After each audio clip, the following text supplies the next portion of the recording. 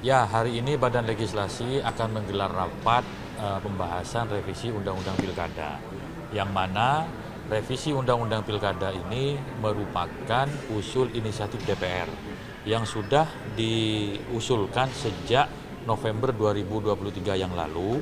Karena berhubung terbentur dengan tahapan pelaksanaan pemilu, maka kemudian dari pemerintah surpresnya ditunda. Nah, salah satu yang krusial waktu itu ketika kita mengusulkan revisi Undang-Undang Pilkada itu adalah pemajuan jadwal. Mungkin kawan-kawan masih ingat, waktu itu ada menginginkan jadwal dimajukan ke bulan September. Nah, terus kemudian ada putusan MK yang menolak permohonan pengubahan jadwal. Jadwalnya tetap 27 November. Nah, kemudian karena sudah ditolak maka kehilangan urgensi waktu itu. Sambil menunggu waktu kemudian pemerintah menyempurnakan DIM, beberapa yang akan diberikan masukan, terus sampai kemarin ada putusan MK. Nah, kebetulan sekali surpresnya yang undang-undang yang RU yang kita ajukan itu masuk ke DPR, ya pas momentumnya tepat. Karena kalau tidak segera diselesaikan polemik ini akan menimbulkan kegaduhan politik hukum di negeri ini. Sebenarnya ada skenario-nya apa sih, Mas? Kan memang ada beberapa skenario. Yang pertama ini putusan MK ini untuk berlaku di tahun 2029. Apakah memang itu inisiasi untuk menganulir supaya berlaku di tahun ini, di pilkada tahun ini? Belum, sampai saat ini belum ada arah pembicaraan materi muatannya seperti apa karena DIM dari pemerintah baru tadi malam.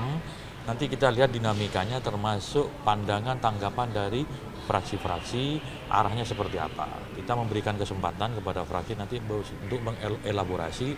Tentunya kan ini waktunya sudah sangat mepet, sebentar lagi pendaftaran dibuka, maka RUU ini memenuhi unsur kedaruratan untuk segera disahkan gitu. Mas Awi, ini dari ahli hukum tata negara banyak berkaca dari putusan 90 yang tidak melalui revisi ataupun mungkin RDP yang resmi atau dan lain sebagainya kepada DPR. Dalam kaitan korelasi ini dikatakan potensi politik malah dikaitkan bagaimana DPR klarifikasi. Situasinya berbeda, saat itu tidak ada momentum revisi undang-undang. Jadi kalau masih menunggu revisi undang-undang itu lama sekali. Nah, hari ini ibarat kita ini kendaraan, sebenarnya bis itu sedang ngetem di terminal gitu. Terus ada penumpang, bisnya memang udah mau jalan, ada penumpang ikut ya ikut gitu. Nah, waktu yang lalu kan nggak ada momentum revisi, pengajuan revisi undang-undang, dan juga Presiden tidak menerbitkan Perpu. Jadi momentumnya yang berbeda, situasi politiknya juga berbeda. Artinya Mas Awi, kalau misalkan nanti revisi undang-undang ini diterbitkan pada malam hari ini juga, itu artinya norma yang kedudukan dari MK ini gugur apa seperti apa, dan implementasi pilkada ini langsung merujuk kepada hasil undang-undang hari ini seperti apa, Mas? Ya pastinya nanti bunyi undang-undang itulah yang diikuti, diturunkan ke dalam revisi PKPU nanti. Oke, berarti norma yang putusan 60/70 MK itu sudah... Iya kan, sebenarnya semua norma undang-undang itu wajib ditindaklanjuti. Semua norma putusan Mahkamah Konstitusi itu seharusnya itu ditindaklanjuti dengan revisi undang-undang. Norma putusan Mahkamah Konstitusi yang membatalkan norma undang-undang itu memang harus ditindaklanjuti oleh revisi undang-undang. Itu yang benar, yang pas, apalagi waktunya, timingnya tepat gitu. Kalau kemarin itu situasi memang berbeda.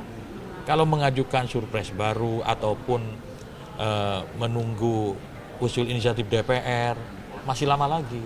Sementara ini pas lagi lewat jalan ini, terus ya udah sekalian supaya selesai persoalan polemik hukum yang ada beberapa hari terakhir ini terselesaikan dengan baik. Mas Awi, berarti penegasan ya untuk rapat hari ini kan ini jadi sorotan juga karena sifatnya sangat dadakan, bisa dibilang setelah putusan kemarin. Ada juga isu soal apakah ini jadi ajang untuk menganulir dalam tanda kutip. Seperti apa memang tanggapannya, dan memang kemungkinan untuk menganulir itu bisa apa tidak sih, karena udah sifatnya kan final dan mengikat untuk putusan MK ini? Tidak ada yang dadakan, karena RUU ini merupakan usul inisiatif DPR dan diusulkan sejak November 2023. Udah berapa lama itu? Berbulan-bulan. Dan semua putusan tentang MK, putusan MK itu nanti diakomodir. Yang paling urgen itu adalah bagaimana parpol non-parlemen itu bisa ikut mengusung pasangan calon terdaftar di KPU. Itu yang paling urgen. Yang digugat itu toh bahwa suara partai selama ini dihitung yang ada di DPR. Sementara yang di luar DPRD tidak dihitung. Maka dengan putusan MK, suara partai non-parlemen di daerah itu bisa dihitung, bisa diikut sertakan. Berarti yang begitu. dinilai poin yang paling urgent terkait dengan non-seat ini? Ya non-seat kan memang itu poinnya gitu.